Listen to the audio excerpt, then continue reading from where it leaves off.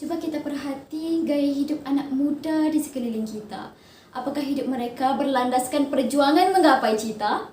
Atau hakikatnya mereka sedang lena diulik mimpi? Bismillahirrahmanirrahim. Assalamualaikum. Salam sejahtera, salam sayangku buat Malaysia. Salam kita, jaga kita. Hadirin dan hadirat, jauh di mata, dekat di hati. Pada hari yang indah ini, eloklah anda duduk semeja dengan saya. Kita berbincang tentang generasi muda, pendukung aspirasi negara. Merujuk Kamus Dewan Bahasa dan Pustaka, edisi yang keempat.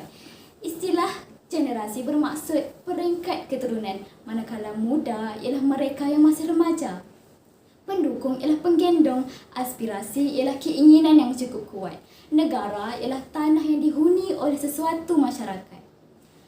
Statistik Jabatan Perangkaan Malaysia merekodkan jumlah populasi golongan umur bekerja yang didominasi oleh orang-orang muda adalah seramai 22.8 juta bersamaan dengan 69.7% daripada populasi keseluruhan rakyat Malaysia.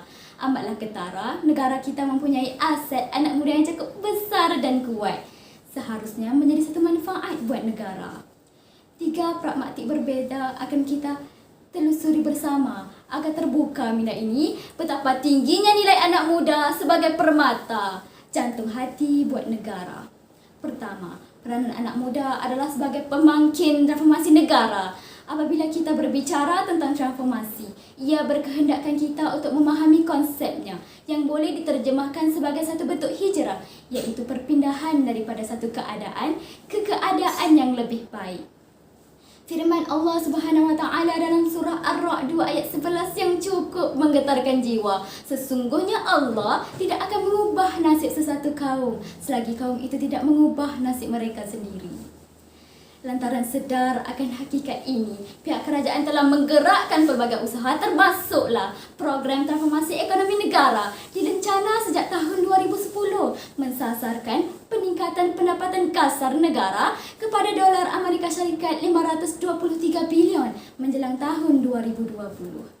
Besar sungguh angan kita, tetapi tiada guna jika anak muda tidak sedar peranan mereka.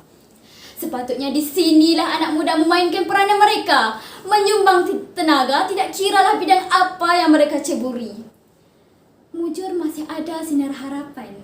Anak-anak Putrajaya yang kita banggakan dengan ciptaan inovasi mereka, Biological Mosquito Control yang cukup gah namanya, jika dikomersialkan di peringkat antarabangsa, sudah pasti menjanjikan pulangan yang lumayan buat negara. Sekaligus melonjakkan kedudukan Malaysia sebagai sebuah negara yang stabil ekonomi serta masyhur dengan kepesatan teknologinya. Duduk sama rendah, berdiri sama tinggi dengan negara-negara maju yang lain. Kedua, peranan anak muda adalah sebagai pembela kedaulatan negara. Mari kita merentasi masa berbalik kepada berdekad-dekad tahun lamanya, menyaksikan para pahlawan kita berhampas pulas bermandi darah demi meraih status kemerdekaan yang telah kita genggam sehingga kini. Kemerdekaan inilah simbolik kedaulatan yang menjadi amanah buat setiap yang bergelar anak Malaysia untuk memakmurkannya sehingga ke detak nadi yang terakhir. Bagaimana caranya anak muda kita ini bisa menjaga tanah air ini supaya usaha para prajurit kita bukan sia-sia? Mudah jawapannya. Mereka perlu mempelajari dan mempraktikkan adab dan ilmu yang sebenarnya dalam kehidupan mereka. Bukan saya yang kata, Buya Hamka yang berkata, kecantikan yang abadi terletak pada keelokan adab dan ketinggian ilmu seseorang. Jika tinggi adab dan ilmu anak bangsa kita, maka masyarakat kita akan disanjung tinggi oleh rakyat-rakyat negara lain. Masakan ada yang berani pijak maruah ini, apatah lagi menjajah bumi tercinta ini jika mereka tahu adab dan ilmu kita pegang ampuh sebagai senjata. Ketiga, peranan anak muda adalah sebagai pemimpin dalam masyarakat. Siapa kata orang-orang muda ini masih mentah dan tidak layak dalam memimpin? Kalau begitu, bagaimana dengan Sultan Muhammad Al-Fatih? Telah diangkat menjadi Sultan Empire Uthmaniyah, sedangkan usianya baru 12 tahun.